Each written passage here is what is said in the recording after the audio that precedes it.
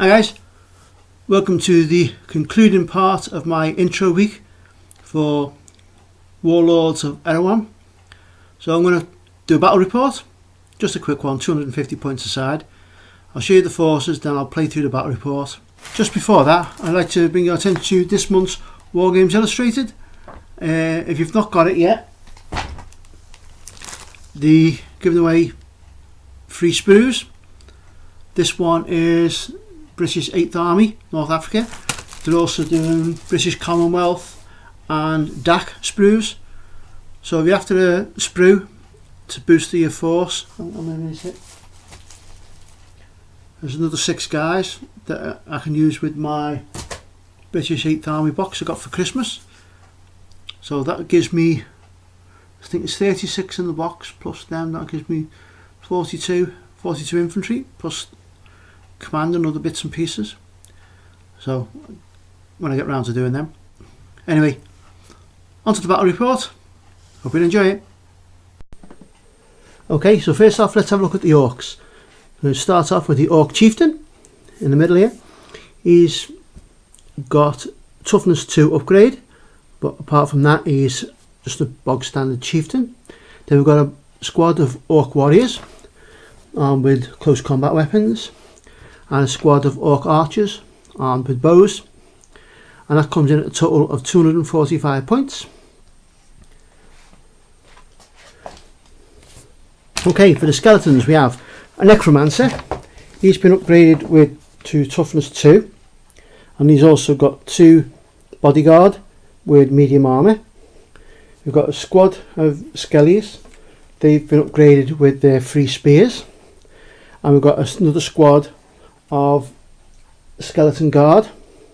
Again, they've been upgraded to medium armour, which means that they're res 7, and that comes in at a total of 243 points. The necromancer has got the spell Fiery Balls. I was going to bring the Wake the Dead, but I thought at 250 points it would be far too powerful and would not be a fair fight for the orcs. But we shall see how they play. I might be different. I might have needed that spell. So that's the armies. Okay, let's have a look at the table. Okay guys, this is our battlefield. We're in the woods of Erehwon, and 2 skirmishing forces of orcs and skeletons bump into each other, and a fight breaks out. So we've got our forces, we've got our table set up, we've got our order dice in the bag ready to go, we've got our d10s. Okay, so we'll deploy our forces and we'll come back after deployment. Hey guys, so forces have been deployed. The orcs have made a skirmish line with the archers in the trees ready to lay down some fire, and the skellies have come on the other side. Now in this scenario you're only allowed to come on a maximum of 5 inches, so it's basically 1 move. So that's all we've come on, and the necromancer with his bodyguard is hiding behind the skelly spearmen, and the other unit of skeleton guard are in just behind the trees trying to get a bit of cover in case the orcs get the first dice and decide to let loose with some arrows. Hopefully we'll get some protection from a bit of cover. Okay, so come back after the end of turn 1. Okay guys, end of round 1, and that was really brutal. The first couple of dice came out to the skellies, so the unit advanced forward. The necromancer advanced forward and then used his fiery balls on the archers to try and get rid of some of the archers, so lessen their effectiveness. Managed to kill one of them and put a pin on the unit. Then they got a dice and fired and did no damage because the skeleton guard were behind the trees. The skeleton guard then got the next dice out and advanced through the trees. And then the last 2 dice were the orcs, and they both used run orders, and they both passed the agility test for sprinting. So this unit of orc warriors managed to get into close combat with the skellies even with the spears and getting the extra closing attacks, 3 orcs got killed, 2 skellies got killed. That's in 2 rounds of combat, and the orcs passed the break test. Over here, the orc war boss charged into this unit of skellies and managed to kill 1, and no damage to their own, and he passed their break test as well. So that's it, end of turn 1. So we're going to go into, I'll remove these casualties now.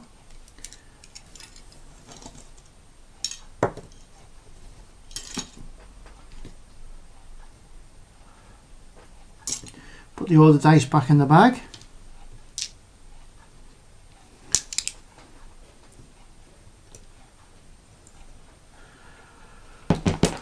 And we'll see you at the end of turn 2.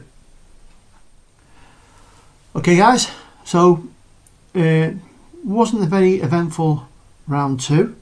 A few more pins added, but that's about it. The main reason why is a lot of units went down.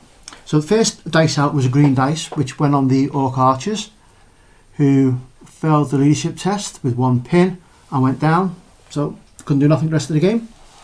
Next order dice was another orc one, that went on these. Again, they failed their order test, couldn't do anything and went down. The next unit went on the necromancer, who used his fiery ball spell on the unit. Now the down, now I don't know whether using a spell on a down unit has any effect in Warlords of Erehwon. On other games like Antares, if the unit's down, you half the number of hits, but I don't know whether that applies to this or not. If anybody could find it in the rulebook, could you post it and let us know, please? Anyway, they passed the res tests anyway. You just got another pin, so they're on 4 pins now. This unit, next dice went to this unit of skeletons who attempted to charge. Ah yes, you guessed it, they failed their order test with the 2 pins and they've gone down. Next off was the skeleton guard, who charged the orc war boss and bit tit for tat and nothing happened. Then the orc war boss got his dice and the same thing happened again, and they both passed the break tests, so they're on 1 pin each, but that's about it. So that's the end of turn 2. So join us again for turn 3 and let's see if anybody passes their order test. Yeah, put the dice back in the bag.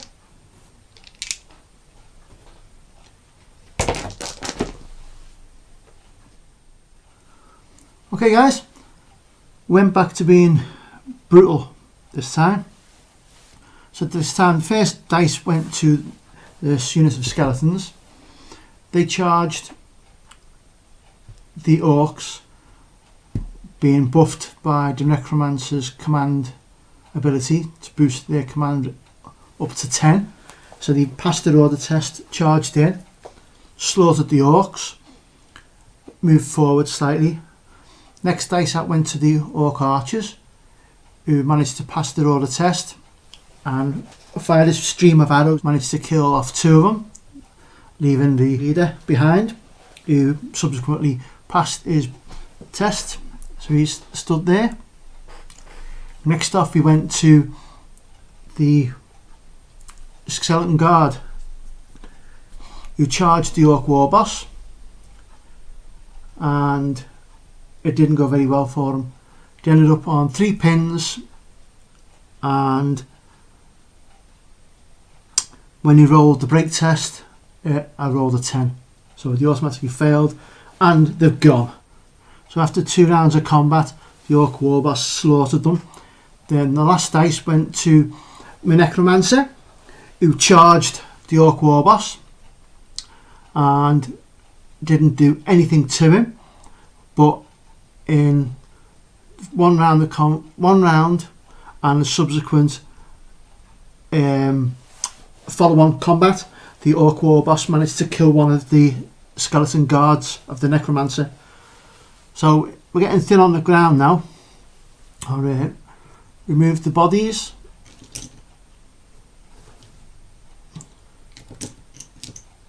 And the other dice.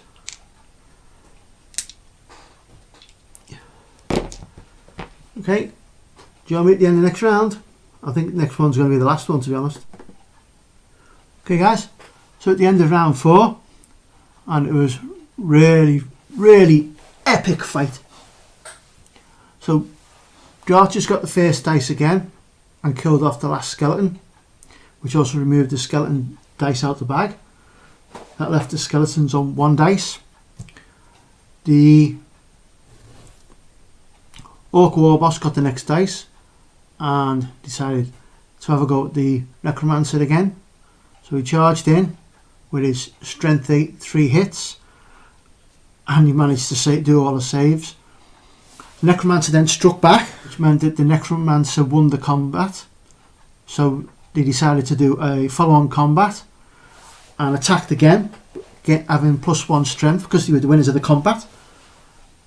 That caused the Orc Chieftain to take a morale check, and he rolled a 10, which was an automatic fail. So then I rolled a d6 for the additional pins and rolled a 6, which meant he was on 8 pins, which equals his command value, so he's gone. He's out of the game. So all that's left is the Skeleton Necromancer and the unit of archers. So go to round 5 and let's see what happens. Okay guys, that's the end of turn 5. The first dice out the bag went to the Orcs, and they decided, let's go for it. Fired all 4 shots at the Necromancer unit and missed with every one. 3 8s and a 9. Missed every shot. Wouldn't believe it. So the Necromancer then decided, do you know what? I'll give him a bit of fiery balls. So he cast fiery balls on them. Managed to roll a 3. Got 4 hits and managed to kill 2 of them. He even... Leader had the command reroll, managed to make that, but another 2 of them are dead. So that gives us the Necromancer +1 Skelly and 2 archers left. So let's go for turn 6 now, and this should be the end of the game. Remove the casualties. Okay guys, that's over. Again, the Orcs managed to get the first dice out the bag again. Fired at the Necromancer and rolled 2 9s for 2 misses. Typical. So then the Necromancer decided fiery balls time. Cast fiery balls back and rolled a 1. So managed to get 2 shots off. Managed to hit with both of them, and the Orcs failed both the saves with a 7 and an 8. So that's it. The Necromancer wins the conflict. He is supreme on the field of battle. Thanks for watching. So guys, I really enjoyed this intro week. Hope you have. It's been fun doing it. I'm going to build up my armies, and hopefully in a couple of weeks or so I'll do another battle report, bigger and better, and hopefully with painted miniatures, because they look better painted. I have got a Knights Army, old Empire miniatures, so I might play that. So keep your eye out for that. But Warlord Wednesday will return to its normal Wednesday slot from this week. Thanks very much for watching, and I'll see you Wednesday.